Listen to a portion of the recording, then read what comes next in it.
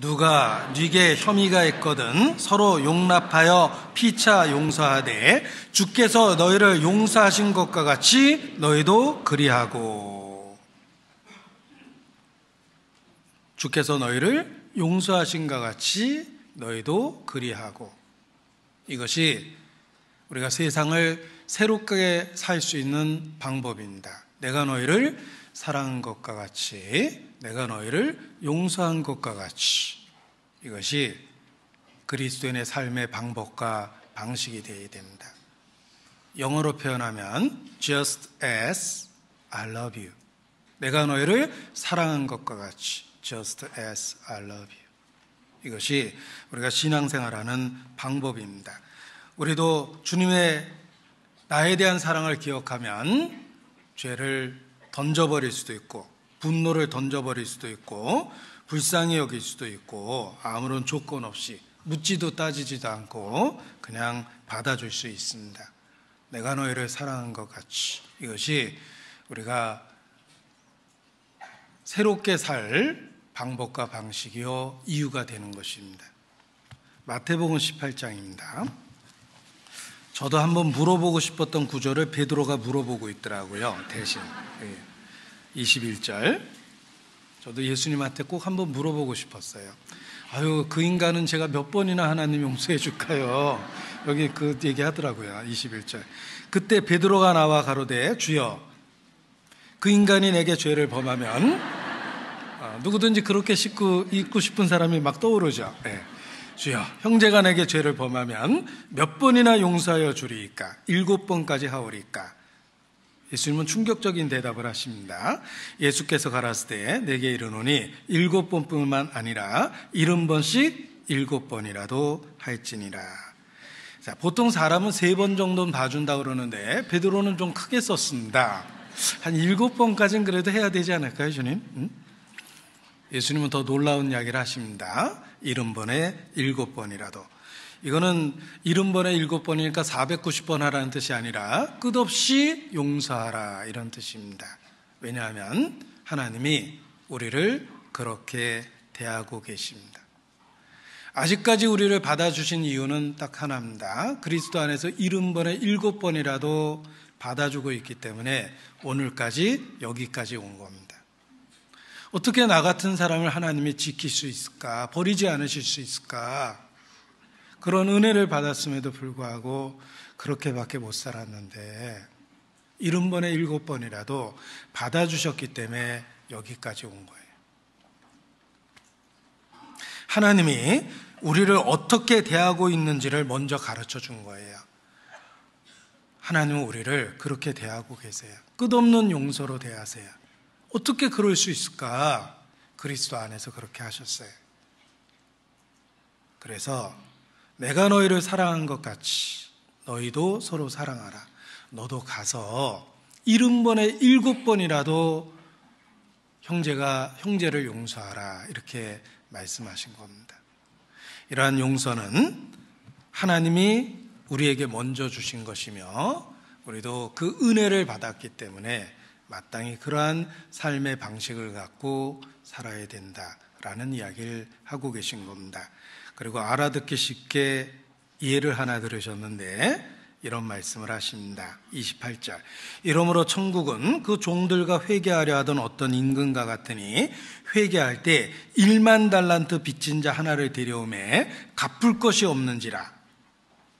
이 1만 달란트 빚진 자를 27절, 그 종의 주인이 딱 한 가지 이유 때문에 탕감해 줍니다. 불쌍히 여겼어요.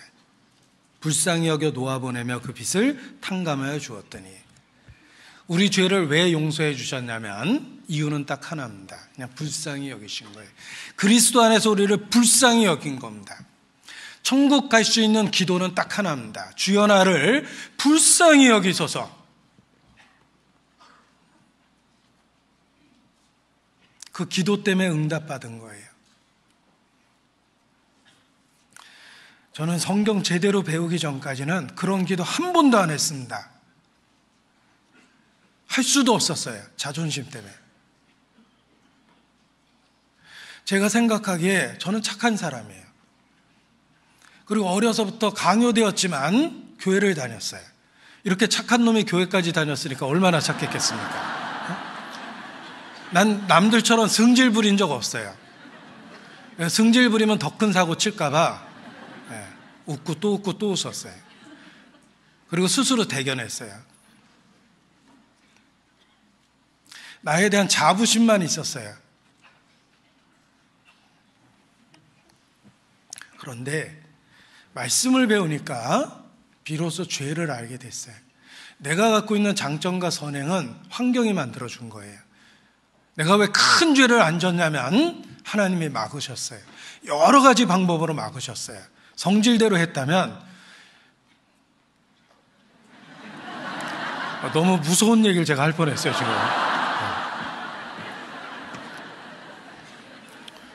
저도 제가 어떤 사고 칠지 전혀 예측하지 못할 정도로 성깔이 있습니다. 표정 보세요. 그런데 말씀을 배우니까 내가 얼마나 죄인인 줄 알았어요.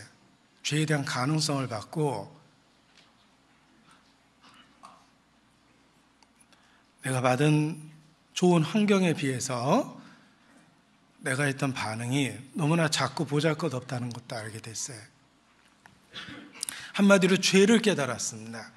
여기 1만 달란트 빚진 자라고 말씀하셨는데 이게 얼마나 거액인지 알면 깜짝 놀라실 거예요.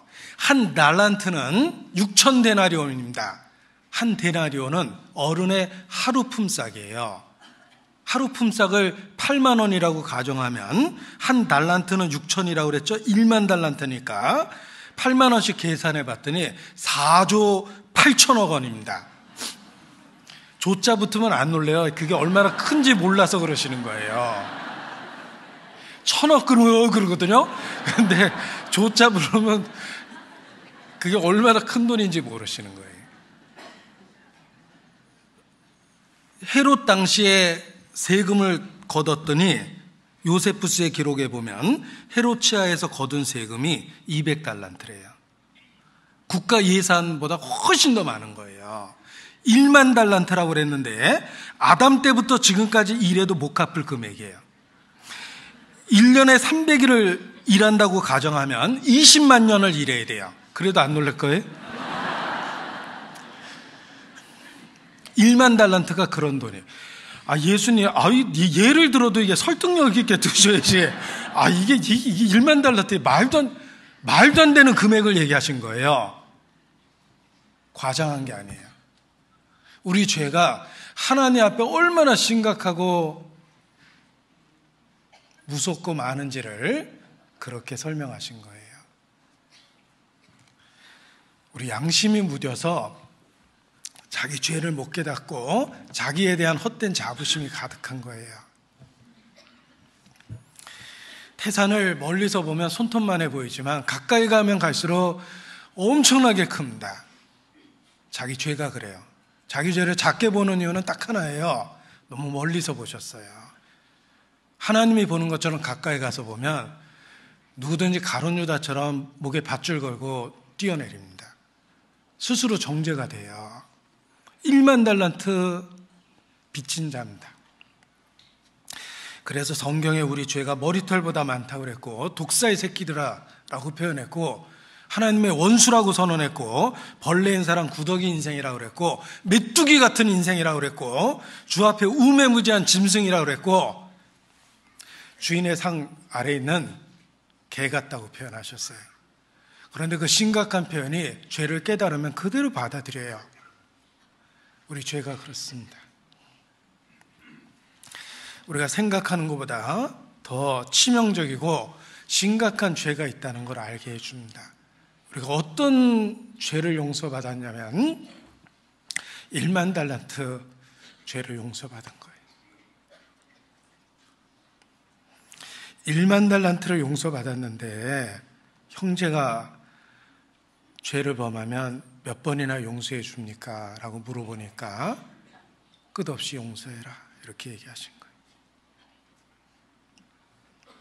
우리가 먼저 받은 은혜와 용서를 생각해 보면 70번에 7번이라도 용서할 수 있습니다. 받은 사랑으로 사랑하면 사랑할 수 있고, 받은 은혜로 은혜를 주려고 그러면 은혜를 줄 수 있고 용서를 줄 수 있다는 거예요.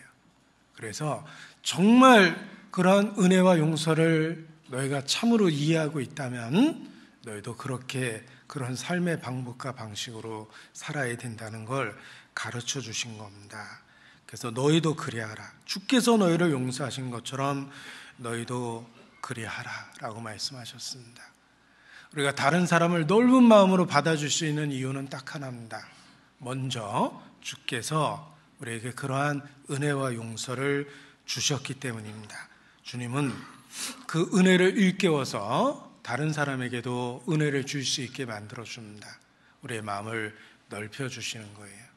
성령은 우리에게 주신 은혜를 일깨움으로 우리의 마음을 넓혀줍니다. 심지어는 원수도 사랑할 수 있게 만들어주십니다. 성령을 따라 살면 은혜를 줄 수 있고 용서를 베풀 수 있습니다. 왜냐하면 먼저 우리를 어떻게 받아주셨는지를 확실하게 증거해 주기 때문에 그렇습니다. 나에게 알 수 없는 힘 어디서 생겨났는지 지금도 알 수 없는 강하고 담대한 힘. 나에게 알 수 없는 힘, 강하고 담대한 힘이 있는데 그 힘이 무엇이냐면 형제를 사랑하고 심지어는 원수를 사랑하는 거예요. 나에게 알 수 없는 힘, 어디서 생겨났는지 지금도 알 수 없는 강하고 담대한 힘. 그 강하고 담대한 힘이 그 다음 가사를 보면 그렇습니다. 누가 나를 미워한다 하여도 주님의 도움 때문에 사랑할 수 있어요. 이거는 강하고 담대한 힘이에요. 주님만이 주실 수 있는 힘입니다. 내가 어떠한 사랑을 받았는지 확실히 알고 믿어야지만 그렇게 할 수 있습니다. 뉴스를 보다 보니까 한 목사가 종교적인 이유로 터키에서 감금됐습니다. 그런데 평소에 좋은 말만 했던 동료들이 법정에서 자신이 불리한 걸 벗어나기 위해서 모두 다 그 목사를 버리고 거짓 증언을 했습니다. 철저하게 배반당했어요. 그런데 마지막 법정에서 최후 진술 때 그 목사님이 너무나 감동적인 이야기를 했습니다. 저 사람들이 다 거짓말하고 있어요 라고 얘기한 게 아니라 내게 대해서 불리한 증언을 해준 그 모든 사람들을 그리스도 안에서 용서한다고 이렇게 법정에서 그렇게 이야기를 했습니다. 인간적으로 정말 배반감을 느끼고 분했을 텐데 어떻게 그럴 수 있었을까? 그리스도께서 주신 은혜와 용서가 마음을 넓혀준 거예요. 손양원 목사님도 마지막 모습이 역사에 나와 있죠. 총사, 인민군에게 순교당하셨습니다. 자기를 총살하는 그 인민군들을 보고 마지막으로 손양원 목사님이 세상에서 하신 일들은 자기를 총살하는 그들을 용서해 달라고 기도하고 죽음을 맞이했어요. 스데반이 돌 맞을 때 하나님은 뭐 하셨습니까? 스데반은 하늘이 열리고 인자가 서 있는 걸 봤어요. 그리고 놀라운 기도를 합니다. 저희의 죄를 저에게 돌리지 마옵소서. 스데반은 돌 맞는 그 순간에 하나님께서 스데반에게 힘을 주셨어요. 자기에게 돌 던지고 있는 그들에 대한 분노를 없애주셨고 그들을 용서할 수 있는 힘을 주신 거예요. 우리는 천국의 시민입니다. 천국이 있다는 걸 어떻게 보여주시겠습니까? 천국의 법대로 살아야 돼요. 은혜와 내가 받은 은혜와 용서가 실제 상황이라는 것을 내 주변 사람에게 삶으로 보여줘야 됩니다. 다행히 이 세상은 그러한 용서와 은혜를 보여줄 수없이 많은 기회를 줍니다. 그리스도인에게 그 기회를 주는 것이 이 세상입니다. 우리가 선을 행하지 않는다면 살아야 될 이유가 무엇입니까? 하루를 마감했을 때 삶이 의미 없게 보이는 이유는 자기 자신을 위해서 살고 선을 행하지 않았기 때문입니다. 그러나 매일의 삶 속에서 그리스도 안에서 선을 베풀면 하루하루 삶의 의미를 갖게 됩니다. 우리는 천국 시민입니다. 그리스도 안에서 아브라함에게 준 은혜도 받았고 다윗에게 준 용서도 경험했습니다. 그리고 그 은혜와 용서가 실제 상황이라는 걸 내 주변에 사람들에게 삶으로 보여주어야 됩니다.